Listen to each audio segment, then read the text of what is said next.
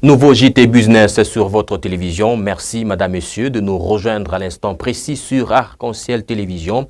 Votre fidélité nous honore. Tout de suite, voici les grandes lignes de ce rendez-vous hebdomadaire de l'actualité économique sur votre télévision.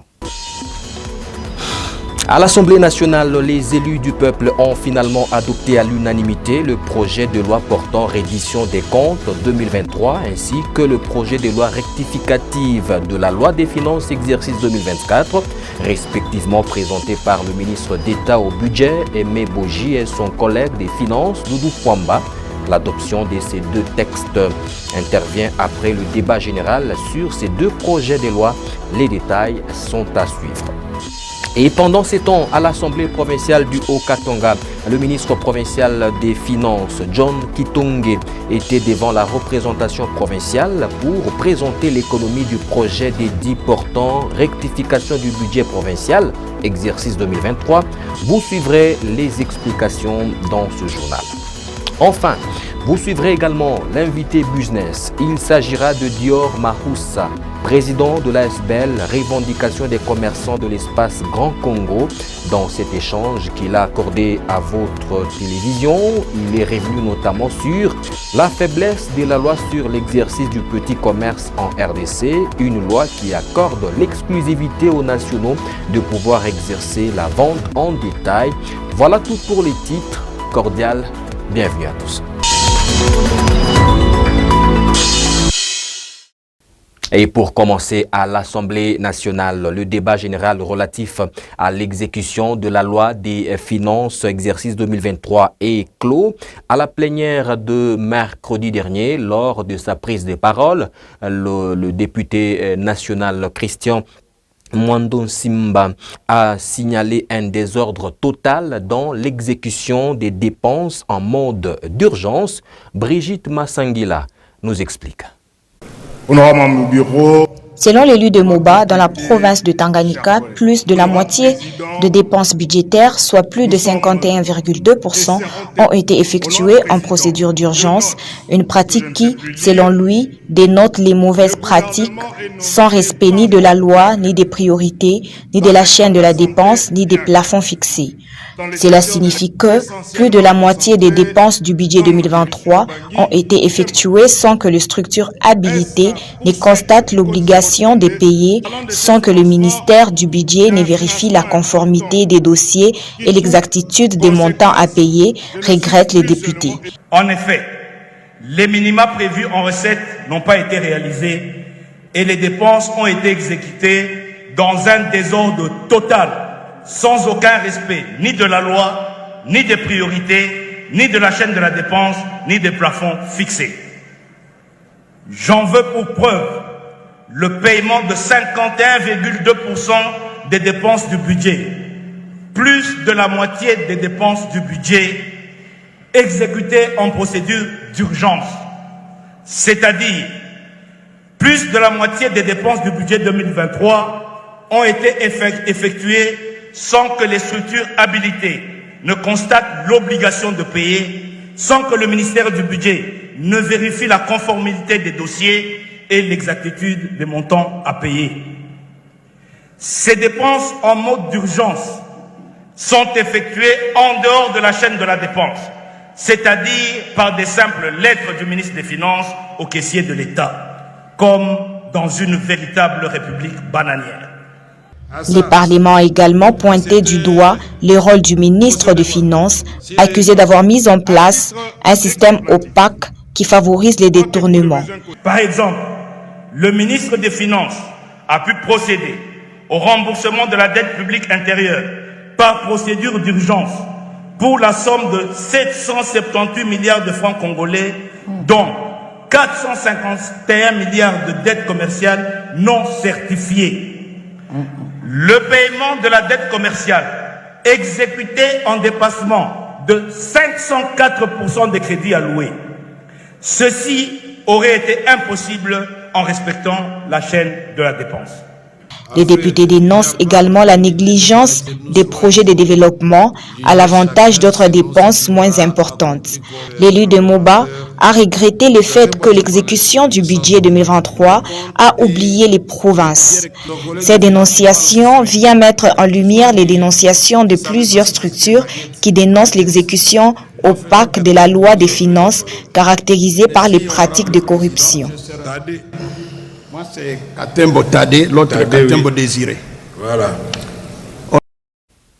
J'ajoute qu'au terme de ce débat général, l'Assemblée nationale a finalement adopté à l'unanimité le projet de loi portant reddition des comptes 2023 ainsi que le projet de loi rectificative de la loi des finances exercice 2024. Le nouveau budget 2024 est chiffré à environ 17,79 milliards de dollars américains, soit une augmentation de 21% par rapport à la loi des finances initiale de 2024. On en vient à cet autre titre. Le gouvernement de la République démocratique du Congo prévoit un déficit budgétaire de l'ordre de 588 milliards de francs congolais à la fin du mois d'octobre 2024. D'après la note de conjoncture économique de la Banque centrale du Congo, ce déficit devrait résulter d'un total de 2483 milliards de francs congolais contre 3071 milliards de francs congolais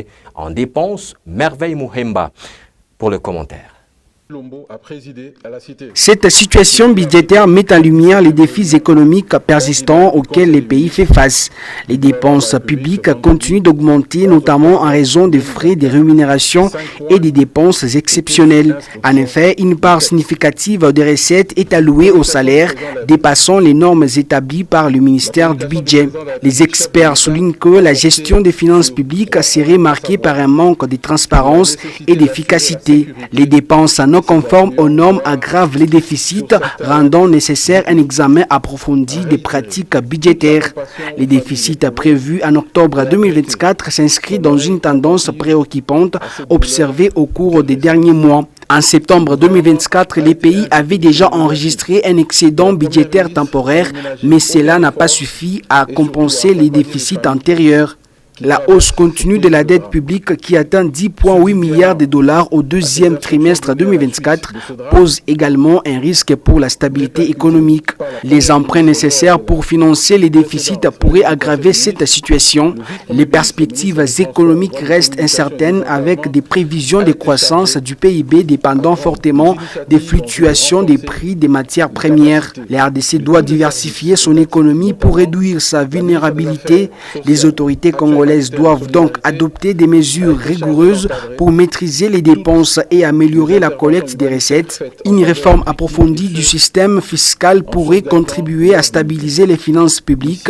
Face à ces défis, l'engagement envers une politique budgétaire prudente est crucial pour restaurer la confiance des investisseurs et assurer un développement durable. Et puis le ministre des Hydrocarbures, Aimé Sakombi Molendo, a annoncé l'annulation du processus d'appel d'offres de 27 blocs pétroliers. C'est ce qu'indique un communiqué qui a été signé depuis le 11 octobre courant, mais qui a été rendu public tout récemment. Jean-Luc Tchani pour le commentaire. Le rapport de validation respectif de la Commission relève une absence des candidatures des offres non recevables de cas de dépôt tardif, des offres inappropriées ou irrégulières, un défaut de la concurrence qui ont empêché la poursuite de la procédure vers l'attribution de droits d'hydrocarbures, a argumenté Aimé Sakombi Molendo. Fort de ce qui précède, je suis dans l'obligation de déclarer l'annulation du processus en cours et c'est à partir de la publication sur le site web du ministère. Et en même temps, je décidai de mettre en place le mécanisme pour relancer incessamment la même procédure, a indiqué le communiqué. Le ministère des Hydrocarbures demande aux candidats ayant soumissionné de prendre contact avec la commission ad hoc pour les modalités pratiques. Ces processus d'affaires d'offres relatifs au bloc pétrolier avait été lancé le 28 juillet 2022. Ces blocs repartissent dans les 3 principaux bassins segmentaires de la République démocratique du Congo, à savoir le bassin côtier, le bassin de la cuvette centrale, le bassin de la branche ouest du rift Est-Africa. Selon le ministère des hydrocarbures, la République démocratique du Congo contient de ressources pétrolières estimées autour de 22 milliards de barils de pétrole et des 66 milliards de mètres cubes de gaz métal dans le lac Kivu, capable de placer le pays au premier plan de grands producteurs de pétrole et du gaz dans un environnement d'exploitation unique. Une commission ad hoc a été instituée par l'arrêté ministériel du 17 juillet 2023 portant nomination de membres de la dite commission sur l'attribution de droits d'hydrocarbures en République démocratique du Congo. Elle a procédé à l'évaluation des soumissions de différents candidats. Avec cette décision du ministre des hydrocarbures, le processus est interrompu. Ce JT Business met le cap sur l'Assemblée provinciale du Haut-Katanga où le ministre provincial des Finances, John Kitongé, était devant la représentation provinciale pour justement présenter l'économie du projet dédié portant rectification du budget provincial pour l'exercice 2023. C'était au cours de la séance plénière présidée mercredi dernier par les speakers de cet organe délibérant. Nous citons l'honorable Michel Kaboué, Jean-Luc Tchani et Deogracias Moutonji. Reportage. Selon le patron de finances en province, l'exécution du budget en province exercice 2023 a enregistré une augmentation de 5,71%, soit de 1341 milliards francs congolais à 1418 milliards francs congolais. L'exécution de ces prévisions budgétaires rectifiées s'inscrivait dans la continuité du programme d'action du gouvernement provincial du Haut-Katanga défendu par le gouverneur de province. Ce programme avait des axes prioritaires tels que la création de conditions d'un développement durable, la promotion de la sécurité alimentaire et du développement agricole. L'édit budgétaire rectificatif pour l'exercice 2023 s'est inscrit dans la poursuite du programme d'action du gouvernement provincial du Haut-Katanga dont les axes principaux étaient la consolidation des institutions, la création des conditions d'un développement durable, la promotion de la sécurité alimentaire et du développement agricole, la création d'une économie diversifiée et compétitive pour une croissance inclusive, la promotion du développement social. Devant la représentation provinciale, John Kitongé a passé en revue les réalisations et dépenses effectuées dans le cadre de l'exécution du budget 2023, une exécution dont le taux a atteint un niveau acceptable malgré les contextes économiques difficiles. Cet édit budgétaire rectificatif a été élaboré dans le contexte économico-politique caractérisé d'une part sur le plan international par les conséquences de la guerre russo-ukrainienne qui ont entraîné un ralentissement de l'activité économique mondiale dont les effets néfastes notamment la hausse des prix des produits de première nécessité et des produits pétroliers et qui se sont manifestés tant sur l'économie nationale que provinciale, nécessitant de ce fait un renforcement des mesures de stabilisation conjoncturelle. Le ministre provincial de Finances est attendu devant la représentation provinciale pour le débat général autour de ce projet dédié avant son vote et son adoption. Après cet exercice, le gouvernement provincial devra soumettre au vote et adoption le projet de l'édit portant rectification du budget de l'exercice en cours et celui portant budget de la province du Haut-Katanga, exercice 2025. Et puis le gouverneur du Haut-Katanga, Jacques Kabula Katwe, qui avait dans sa suite les ministres provinciaux de l'économie et de l'agriculture, a visité les entrepôts où sont stockés le maïs, qui constitue la réserve stratégique de la province du Haut-Katanga. Cette visite était en prévision de la période de soudure qui a toujours été caractérisée par la rareté des maïs, occasionnant ainsi la surchauffe des prix de cette denrée des grandes consommations à Lubumbashi notamment. Reportage. Accompagné de ses ministres de l'Agriculture et du Commerce, le gouverneur de province Jacques Kabula Katwe a inspecté ce samedi 12 octobre 2024 les entrepôts de maïs qui constituent les stocks stratégiques de la province en prévision de la période de soudure située entre novembre et mars. D'abord à la Gécamine, au quartier Makomeno, puis au quartier industriel où sont stockés des milliers de sacs de maïs. C'est plus ou moins 150 000 sacs de maïs qui sont le fruit de la subvention du gouvernement provincial en intrants agricoles aux petits et grands agriculteurs du Haut-Katanga. Surpris par cette initiative du gouverneur Jacques Kabula Katwe qui rentre dans le cadre de la lutte contre la dépendance vis-à-vis de l'étranger en cet aliment de base des Haut-Katangais, le directeur général de Télé 50, Jean-Marie Kassamba, salue le travail abattu par Jacques Kabula Katwe.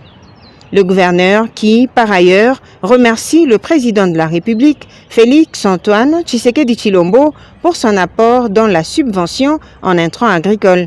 Il faut reconnaître que c'est une politique qui a été saluée par le chef de l'État parce qu'elle s'inscrit dans sa vision, raison pour laquelle nous avons bénéficié quelques années de la subvention, l'apport du chef de l'État, président Félix Antoine Tshisekedi, qui a encouragé cela parce qu'il voulait voir à tout prix la population du Haut-Katanga résoudre la question des pénuries de maïs.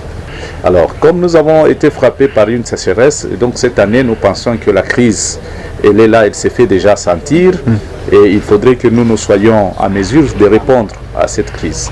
Pour le Haut-Katanga, s'il n'y a pas de farine de maïs ou il n'y a pas de maïs, c'est une crise qui risque de tout paralyser. Donc, nous prenons la question de maïs ou de l'agriculture avec beaucoup plus d'importance. Jacques Kabula Katwe reste déterminé à mettre ses concitoyens à l'abri de la pénurie de maïs. Grâce à sa politique de subvention mise en place, cela fait presque 5 ans que le Haut-Katanga ne connaît pas de soubresaut quant au prix de cet aliment de base en dehors de l'année dernière qui fut une année particulière. Alors, je vous avais dit que... Place à présent à l'invité business. Il s'agit de Dior Mahoussa, président de l'ASBL, revendication des commerçants de l'espace Grand Congo. Dans cet échange qu'il a accordé à votre télévision, il revient notamment sur la faiblesse de la loi qui porte sur l'exercice du petit commerce en République démocratique du Congo, une loi qui accorde l'exclusivité de pouvoir vendre en détail aux nationaux. Ici, je vous prie de le suivre. Monsieur Dior Mahoussa, merci de votre disponibilité.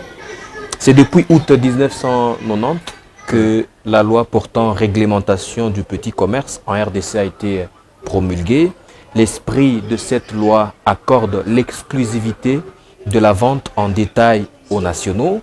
Vous êtes ASBL, revendication des commerçants de l'espace Grand Congo. Quel est votre constat général? Merci beaucoup, monsieur Magloire.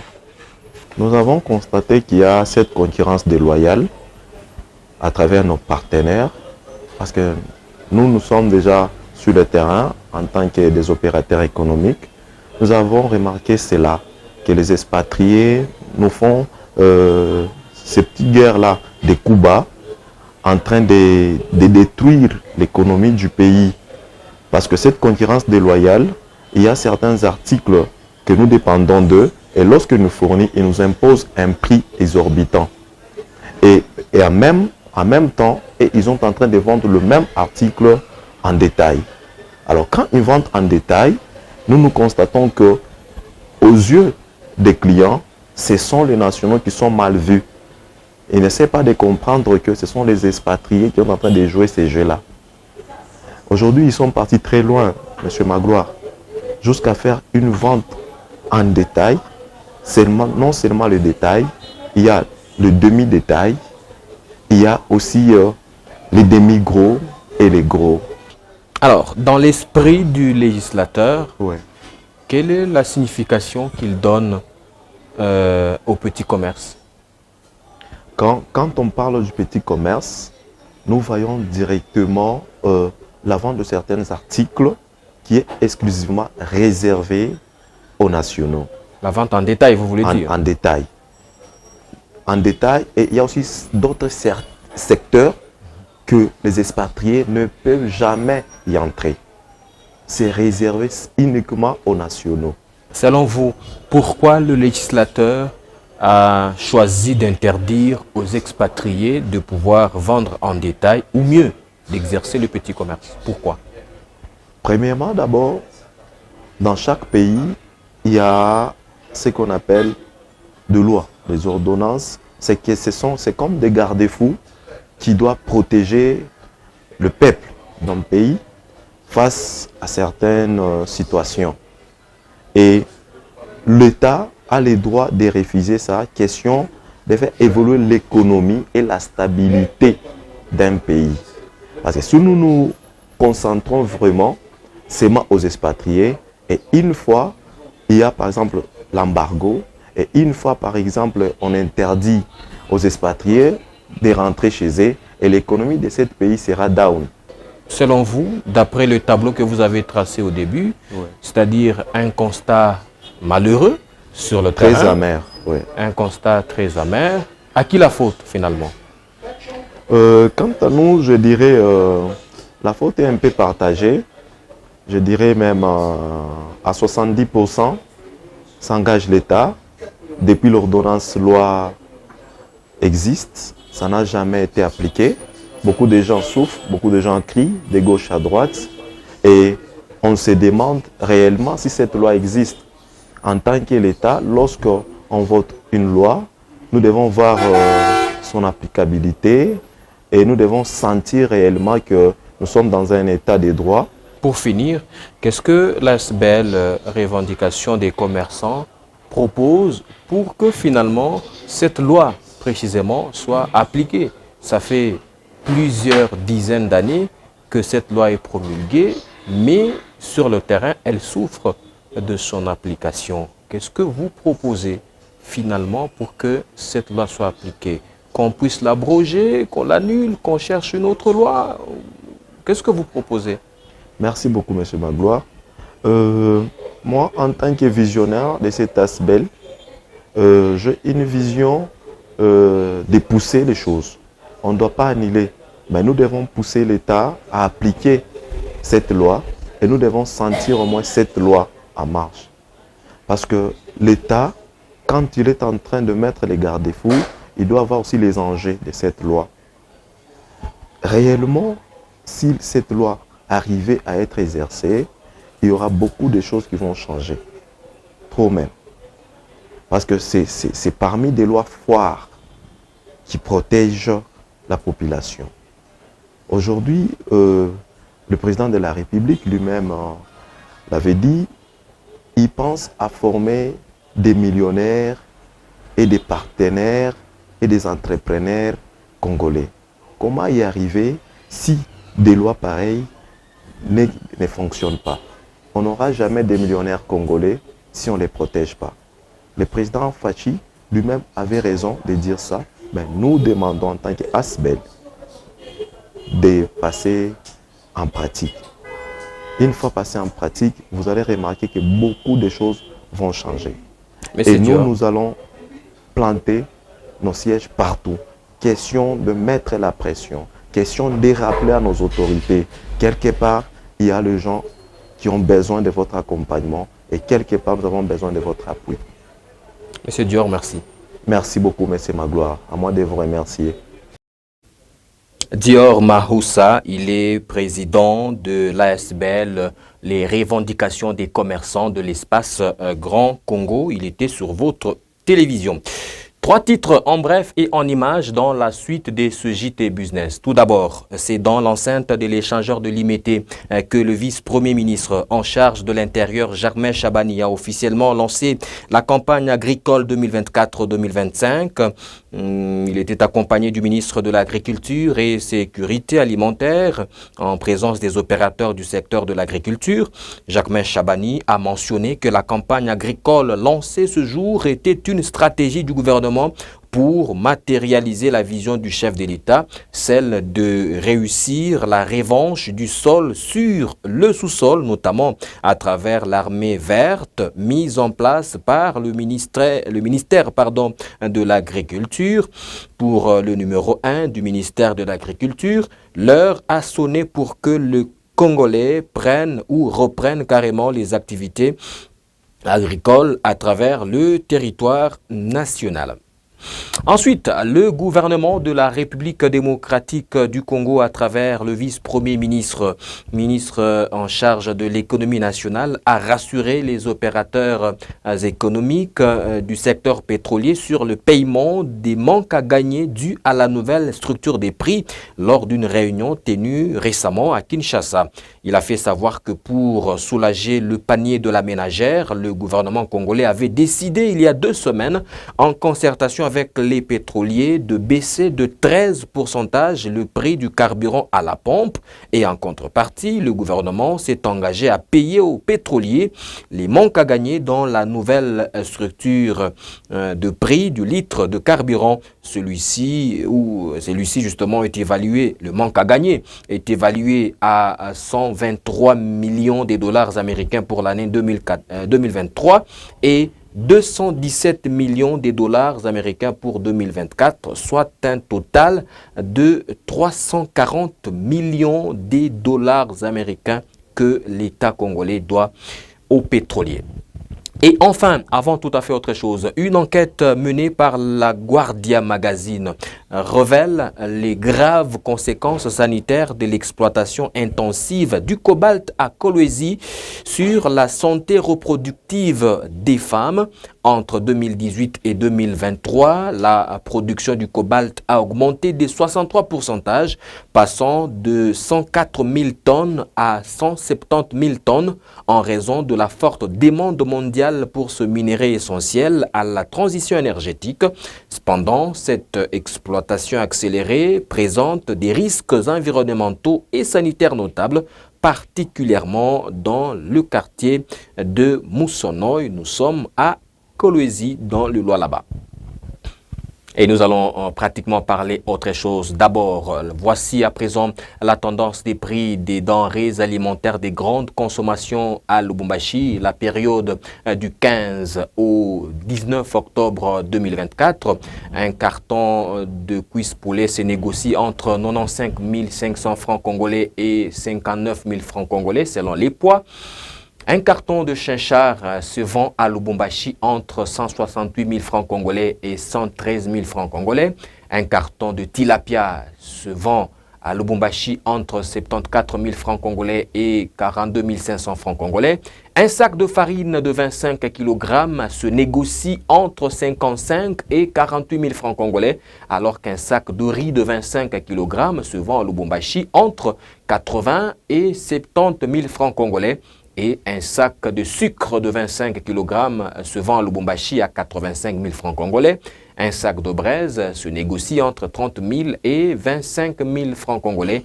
Et finalement, un bidon d'huile végétale se vend à Lubumbashi entre 30 000 et 29 000 francs congolais.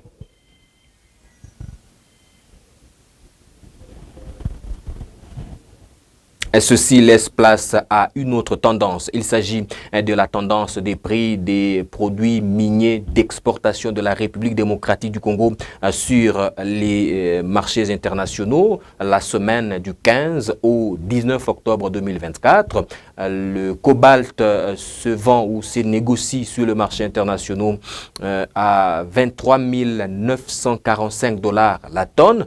Vous avez constaté qu'il y a une augmentation. alors que le cuivre se vend à 9 710 $ la tonne, le zinc à 2 898 $ la tonne, l'étain 32 040 $ la tonne, l'or 85,76 $ le gramme et le tantal à 217,60 $ le kilogramme. Pour finir, voici le cours d'échange fin semaine, la semaine qui va jusqu'au 19 octobre 2024 selon les données recueillies à la Banque centrale du Congo, la mère des banques, les données fournies par cet institut d'émission. Nous sommes là sur le marché officiel, comme on appelle. Le cours indicatif se présente comme suit, vous êtes en train de le voir. 1 euro s'échange à 3 087 francs congolais. 1 dollar américain se change à 2 837 francs congolais, alors qu'un rand sud-africain se change à 160 francs congolais. Un franc CFA à 4,8 francs congolais, alors qu'un kwacha zambien se vend à, ou soit équivaut à 107 francs congolais selon les données de la Banque centrale du Congo. Madame, Messieurs, ça n'est fini pour ce JT Business sur Arc-en-Ciel Télévision. Merci de nous regarder à Lubumbashi et ailleurs. Restez avec nous.